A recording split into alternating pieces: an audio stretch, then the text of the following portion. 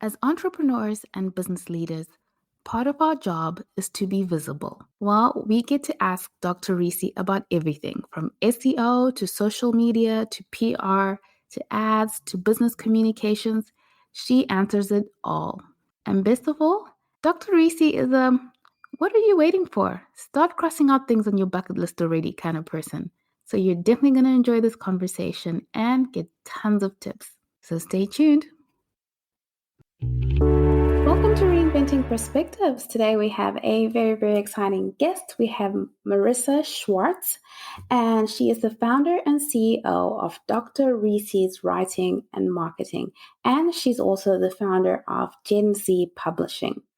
Morissa, we're so grateful to have you on. Please introduce yourself to our guests. Yeah, hi everyone. I'm Morissa. I own GenZ Publishing, which is an independent book publisher. I own Dr. Rissy's Writing and Marketing. I'm Dr. Rissy, and we do 360 marketing for authors, medical practitioners, and small businesses. I think we're in for a treat today because we're really going to ask you everything that we need to know. I love it. Okay, well, Morissa, how did you get started in your journey as an entrepreneur? There are a few places I could trace it back, but probably the most relevant is in high school. My friends were getting jobs at the mall, and they weren't super thrilled with them. And I thought, man, I don't want to do something that I don't enjoy. What do I enjoy doing? And I knew that I enjoyed music and writing, so I wanted to see a way that I could make some money doing that instead of doing something I didn't like. So my mother actually wound up finding some freelance websites, and she suggested them to me. And I signed up and I started freelancing. And it went super well. And I got recommended to another person. Before I knew it, by the time I graduated high school and then college, I had a freelance business going. And I just kind of morphed that into my businesses that I have now. So I really, I worked hard. I did luck out by realizing at a young age, hey, I don't just have to, do the regular 9 to 5 or, work a job you don't enjoy route. I can follow my passions and do something that I enjoy. Oh, that's amazing. I mean, I think just the confidence to put yourself out there at such a young age, especially at that age where you're kind of like a little bit nervous about, who you are and all that. So that's really, really amazing. What do you think really gave you that confidence to say, look, I can be a freelancer and I can charge for what I'm providing? Yeah. My parents, definitely. I grew up in my parents' mom and pop carpet shop. So they're small business owners themselves. They're entrepreneurs. So I did see from a young age that it's possible, although I didn't have the confidence. In the back of my head, always thought, well, I'll have to get a job eventually that I don't enjoy. But until then, let me try this, and my teachers and advisors didn't help very much either. Well, I had this thriving freelance business in college. My advisor kept saying, yeah, that's a nice little hobby, but when are you going to start your internships? When are you going to get a real job? Like, she didn't realize that was my real job.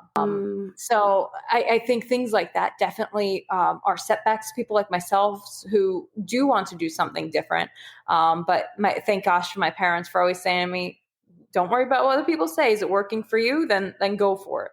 They sound like amazing people. So that's really great. I saw this on your bio and I said, this is really, really interesting. We're going to have you tell us about this. What was it like to break a Guinness World Record and be featured on MTV? Yay! Yeah, so I broke the record for making the world's longest chain of bracelets. I've always loved crafty things, and making jewelry is definitely one of my favorite ways to be crafty. It was really fun. What they don't tell you about breaking the world record is how much paperwork there is, though. I just mounds and mounds of paperwork. But once I did that, and it took like a year for them to process, they're actually headquartered in the UK. So it was all international shipping of all my proof and paperwork.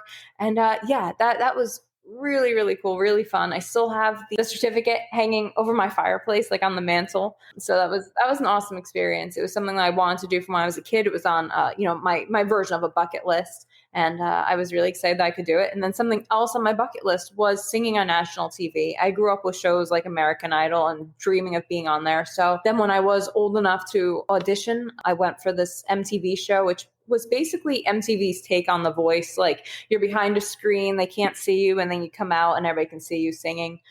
So I did that. It was really neat because it was like that American Idol dream where they were like, you're going to Hollywood, and they gave me the golden ticket and I got to go and sing. And it was awesome. The host was Erin Bennett, who was from Mean Girls, which is like my favorite movie in the world. So I got to sing on there. The one downside was probably anybody listening to this has never seen the show. It's called Copycat because it lasted one season on MTV. It was not very critically lauded, but it was super fun to be on it anyway. It's really amazing that you had like the guts to be like, hey, I'm going to give this a try and got to see what that's like. I mean, it's one of those things that you're probably one of a few on the planet who had that experience. I'm going to jump right into your expertise. People keep talking about how people are going to move away from ads because Facebook ads and the like are becoming so expensive and move back towards SEO. How does one do effective SEO? Yeah, so I like using ads and SEO in conjunction with one another. I do think that, they can work together to create a really great strategy for businesses. But SEO, first off, it's a lot easier than I think a lot of people realize. They hear a big word like search engine optimization, and it sounds so complicated, and they think, oh my gosh, how could I ever do this? But really, all it is just you're ranking and thinking of strategic ways to rank for keywords that your audience is searching for.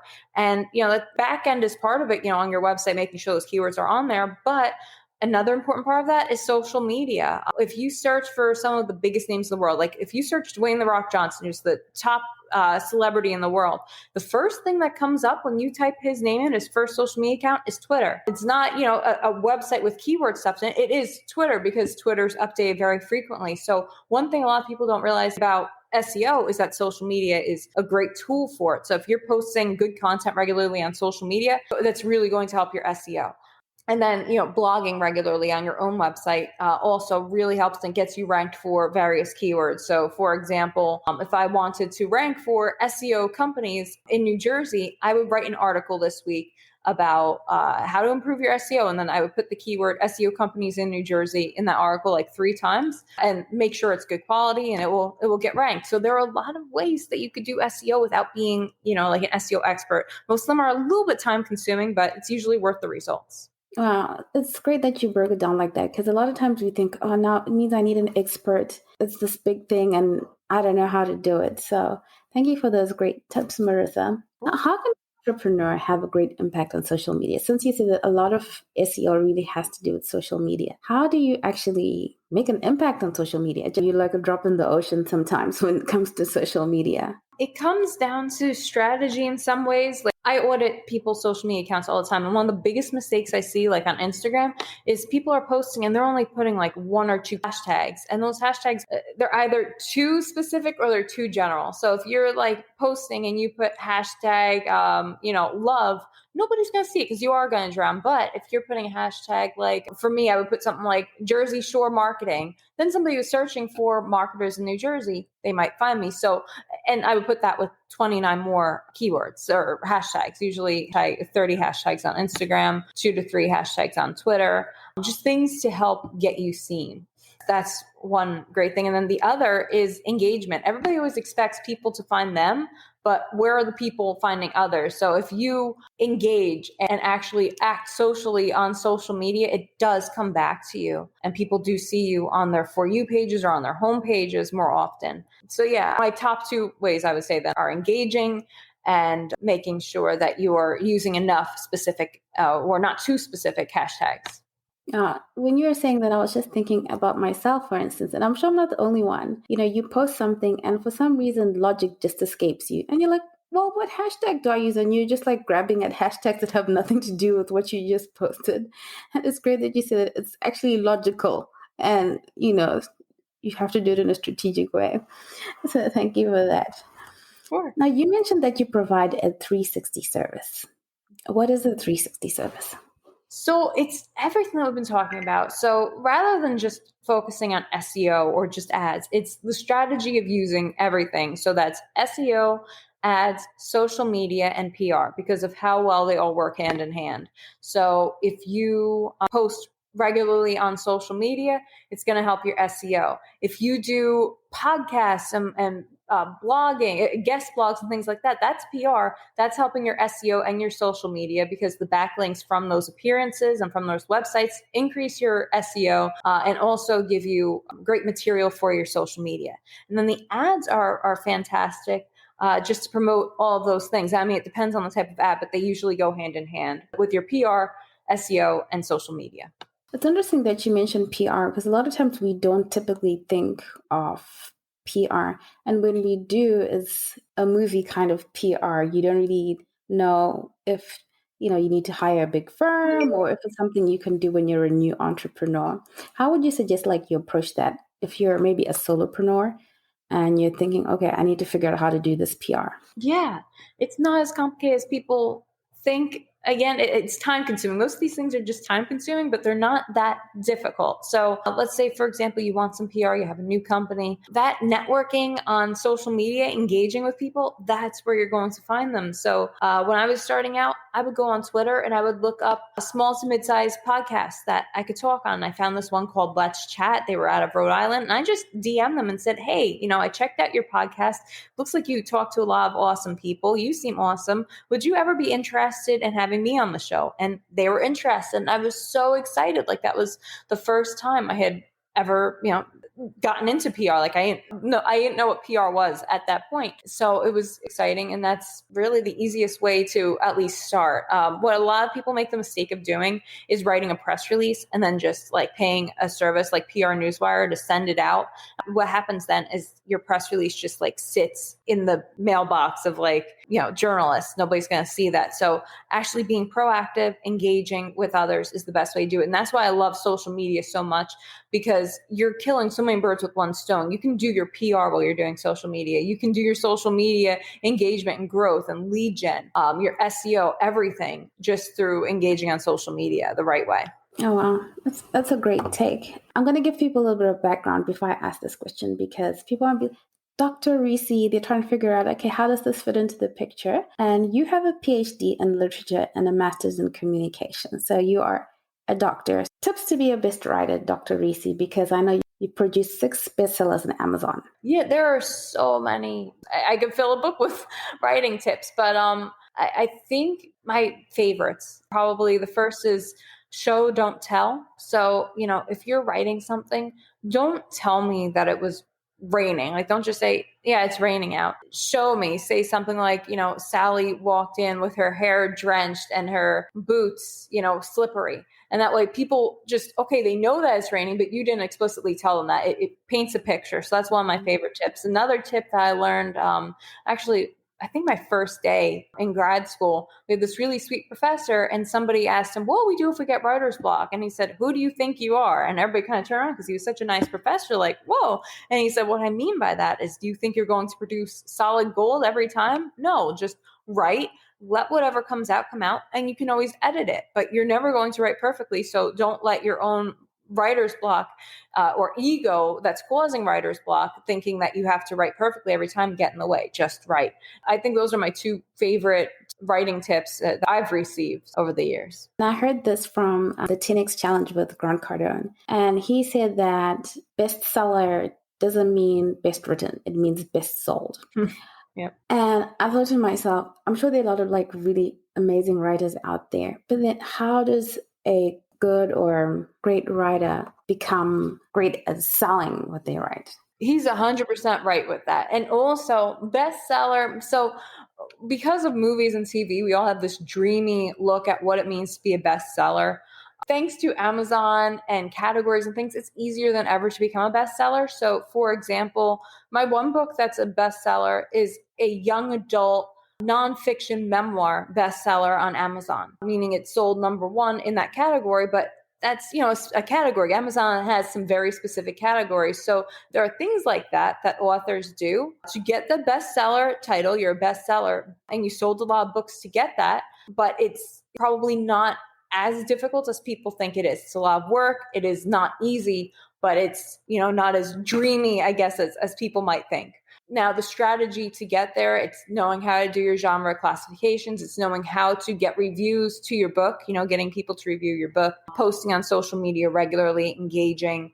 having a website, having an optimized website. Those are all things that I did and that other authors I work with do to increase their chances of becoming a bestseller and to sell books. There's a lot of work that goes into it. Unfortunately, yeah, it's the same thing with music or anything else. It's not always the most talented. It's the people who have the strategy and put in the most behind the scenes work to get their book read. Yeah, that's just how it is. From outside looking in, it looks like you have to have like this massive following before you can leverage that following to become like a bestseller or that kind of, well-known author. Would you say that's right? It helps. It helps a lot. But I sold books before I had too many followers. And I've had clients sell books without having many followers, but it certainly helps. I have an author right now who's a brilliant man. He wrote an amazing book, but he's a senior citizen and he's not on social media, and it's hindering him because people, when they read a book, they want to know the author. They want to feel like they know the author. It's almost like having a relationship with somebody, a literary relationship with an author when you're reading, especially nowadays. People want to know, like, I can't tell you how many times I picked up a book at Barnes & Noble. I'm reading at home and I go, man, I need to write to this author. I'm really feeling what she's writing. And I'll just tweet to her and go, hey, I'm reading your book and I love it. And it's just so cool. And she writes back and, just will say something like, oh, I'm so glad a sequel's coming out. It's a great thing to nurture that relationship. So it certainly helped. I don't think it's 1,000% a make or break, but I always do recommend having a semblance of a decent following and engaging regularly with your audience to get the best results out of your book. That's great value. I've seen people do this with products and I've seen them suggest it with the books, but I don't know what you think. They say, once you get an idea, just put it out there, start selling before you even have the book.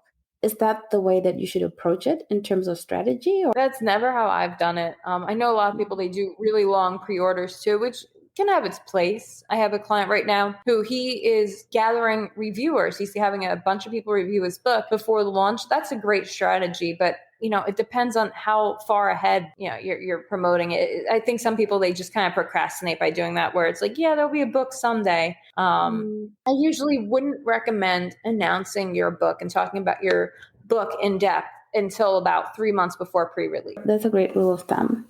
Since we're talking about communication and a lot of our audience is early entrepreneurs, what are some of the strategies for communication as a business leader that you would suggest? I'm thinking in terms of things like keeping your team motivated and etc. So I have a team of 28 people who regularly work with me, and then about 10 contractors come in and out. We have regular meetings. So every other week, each team meets. But more than that, we have chats. So we use this thing called Twist, which is a lot like Slack. It's a direct messaging platform. And then you also have group chats organized by topic. That's really, really helpful because we are remote. And we have different threads. Of course, our clients are on the board. Then we have fun ones. We do game nights. I had an art teacher come in and teach us how to draw live on Zoom. We do a lot of fun things like that. So yeah, and we also use Asana to keep us organized, which is, we've used everything from Basecamp to Trello to, I'm trying to think, that's not Zoho. I think it is Zoho. We've used so many different platforms, but now we're on Asana and it's keeping us organized. So that's great that so many people can work remotely together and it can work efficiently. Absolutely. So what would you say is the key? Would you say the key is to get the right software or? It's not even so much the right software as is, I think, the right kind of folks working with you, because the software definitely helps, but the people working on it need to be motivated enough to use it. So, and I'm not a big fan when you're hiring people in big, long interview processes, because it's like judging a fish by its ability to fly. I mean, just because somebody's able to speak well in interviews, unless it's a position where they're going to be speaking on the phone, that doesn't indicate too much about their essence. So I usually like to do paid tests. I'll talk to them for 15 minutes on the phone while I'm interviewing them, but then, I'll give them hey, can you write an article, paid article, and we'll test out how well we work together. That's how I found the best way to figure out if somebody's a good match for you. That's a really great tip, and that's a great way of doing it. Like you said, people kind of train for interviews. And it's just part of the way people have been educated and the way we've been educated anyway. Now, what are some essentials for sales communications that you would say? Lead nurturing emails are great as long as you have permission. So essentially, you have your newsletter, nurturing, but I think the biggest is follow ups. Something I stress to every single one of our salespeople is follow up. Probably about 85% of our clients aren't signed the first time we talk to them. We have to follow up, so you talk to them, you send them a proposal, they have that proposal, then you follow up with them, whether it's a text, an email, a phone call. Always follow up. Don't be too pushy. There are companies who just call every single day and it's so annoying, and then you block their number. I'm not saying to be annoying like that, but I am saying to be courteous enough that, if a client says, hey, give me a week to think about it and I'll come back to you, and then a week goes by, you don't hear from them, it's okay to reach out to them 8 days later and say, hey, Mr. Johnson, just wanted to check in with you. Hope all is well. I'm happy to hop on a call to go over that proposal. A lot of the time they appreciate that and then talk to you about it. That's true, because a lot of times you're like, can you call me in a week? And you genuinely are really kind of busy at that moment in time and nobody ever calls you back. So exactly. Is it about a certain type of text that converts, or what is the secret or the key to communications with potential customers that really brings them on board to be your client? Yeah, so there are a few things. The first, you should definitely have text that is appealing to their emotions, text that's going to get them to want to act. You need to have a strong call to action. But more than that, you need to know your audience and optimize your ads to reach them. So, if I have a product that is targeted towards professional speakers, I need to make sure that my back-end targeting is targeting professional speakers or people in the entertainment industry. If I'm targeting farmers, it's not going to perform well. I could write the most beautiful prose, but if it's reaching the wrong people, it's not going to perform. Now, where do entrepreneurs often go wrong or make mistakes in sales communications that you often see? The not following up is the number one, I think. But number two is not caring enough about the client. I interviewed somebody last week to do some work for me, and she got on the phone and we're talking. And I was hiring her to help with my personal social media. I'm on TikTok now. I get about 5 million views a month. So I was looking for somebody to assist with that. So we're talking. And she asked a really obvious question. She said something like, oh, so you have a lot of TikTok followers? And I said, yeah. Have you seen my channel? And she said, nah, I haven't seen your channel. And I'm just like, my mind was blown. I'm like, you're applying for a job to help me with my TikTok. You haven't even taken 2 minutes to look at my TikTok. And she was trying to sell me your services. So I politely said, okay, our conversation is done here, because it showed me she doesn't care enough about the client. I make sure whenever I'm going to talk to one of our clients, I do my research into them. I look at their website, I look at their social media, and then I'm able to offer them specific things that I can do for them. And I give them that value, and then they see, wow, A, she knows what she's talking about. B, she really cares. So I think that that's where a lot of people go wrong, that they don't put in the extra 2 minutes to do the research and help their clients the way they should. It's interesting now that you talked about you being on TikTok. I don't know. I feel like TikTok is a place for a lot of fun, but also it seems like it's a great place to get leads. Would you say that is for every kind of business, or is it for only certain kind of like maybe personal brand kind of businesses? Okay, so TikTok is so cool. TikTok is what Instagram was 5 years ago, because you have that real organic reach. I have seen people sell products on TikTok. I know even for myself, I talked about this DVD organizing case, and that company sold so many of them just because it was this cool like video and it showed like how it works and stuff. And people thought, oh my gosh, that's so cool. So products like that, gadgets like that, those probably do the best. Anything that's making people make their lives easier and that's like just a nifty gadget, that probably does the best. But I've also hired people from TikTok. I hired a marketing consultant to come in and work with us. I found him on TikTok. So it's great for like networking like that B2B. There are basically communities for everything on TikTok. So I have a client who he does bodybuilding and he trains people. And I said, oh my gosh, you need to be on TikTok. There are audiences for that, for fitness. One of my favorite TikTokers, she's a Zumba instructor, and I watch her Zumba routines every day on TikTok. It's so fun.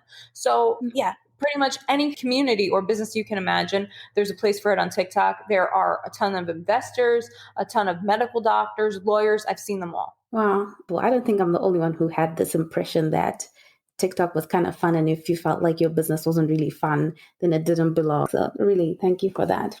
Sure.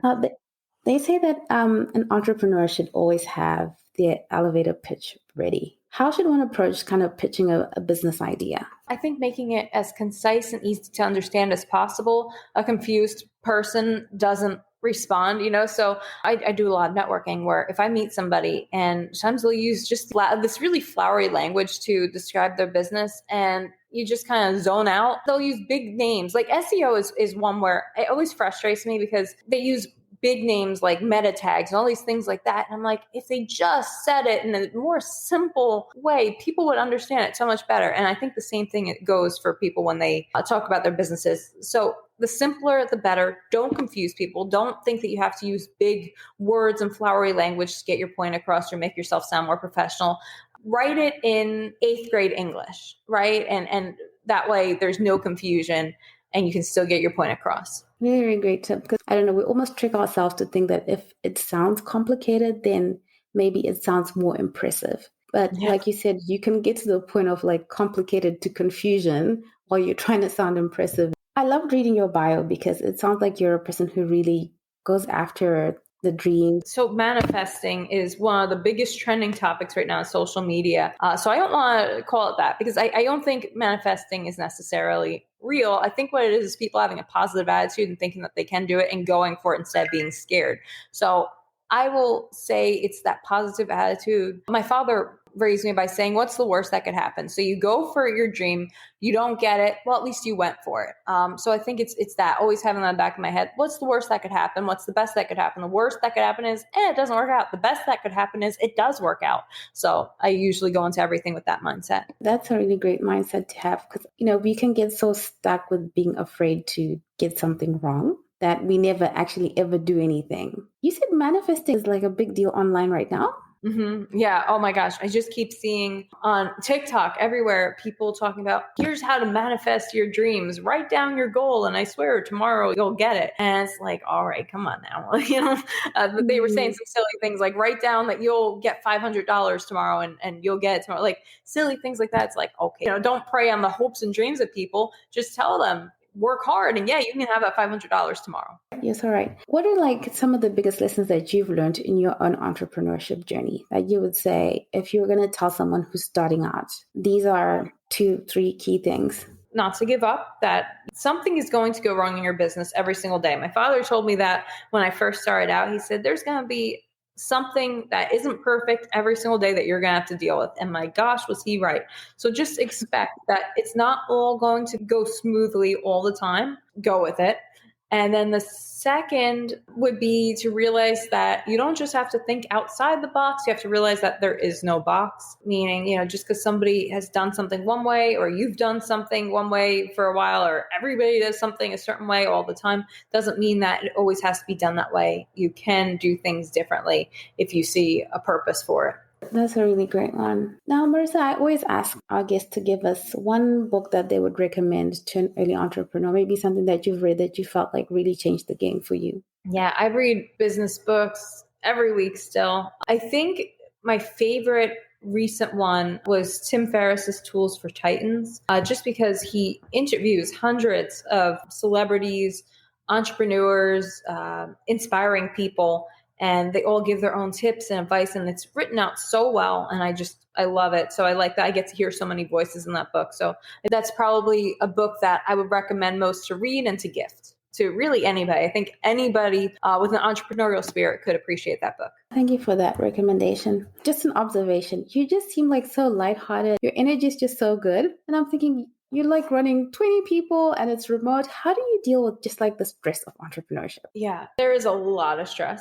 I do yoga regularly. I vent to my father regularly. My father is, if you think I'm calm, he is the most level-headed, calm person. He's amazing because his doors are always open. So I talk to him. I do trust my team and I'm very open with them and talk to them about any issues that arise or anything like that. I also, I get to work from home. My puppies are sitting next to me right now. Like there's an inherent just calmness and ease about that being in your home. So yeah. What has faith meant to you on your journey? Oh my gosh, everything. Without faith or hope, I wouldn't have been able to do any of this. I have always had the inherent belief that this will work out, that I can do whatever I put my mind to, and my team can do whatever we put our minds to. So faith really is everything. Without faith or hope, I don't think people would have the motivation to do anything. That's true. Well, thank you so much for all the great tips. For our audience, you can go to www.drrissywriting.com. That's one word. Thank you so much, Morissa. And how can our audience connect with you best? Yeah, so on social media, I'm everywhere under my name, Morissa Schwartz and Dr. Rissy. If you Google Morissa Schwartz or Dr. Rissy, you'll find me. Twitter and TikToks will probably be the first things that come up. So, yeah. Thank you so much. Thank you. If you got any value out of today's episode, please do leave a review. Let us know how we can serve you better. And let us know what kind of guests you'd like us to bring on and what exactly it is that you'd like to know. Also, connect with us on Instagram at Reinventing Perspectives or visit our website www.reinventingperspectives.com, where you can grab a free preview of our latest book, The Christian Entrepreneur's Toolkit. Thank you so much for listening in. We absolutely value your time and we value your input. Have a great day. If you love what we're serving here at the Lessons of Entrepreneurship, the Journey of Reinvention podcast, please share this episode and have some conversations around these principles and ideas. There's nothing better than talking business with a fellow business bestie. Bring some inspiration to your entrepreneurship journeys. And as always, thank you so much for listening in and see you soon.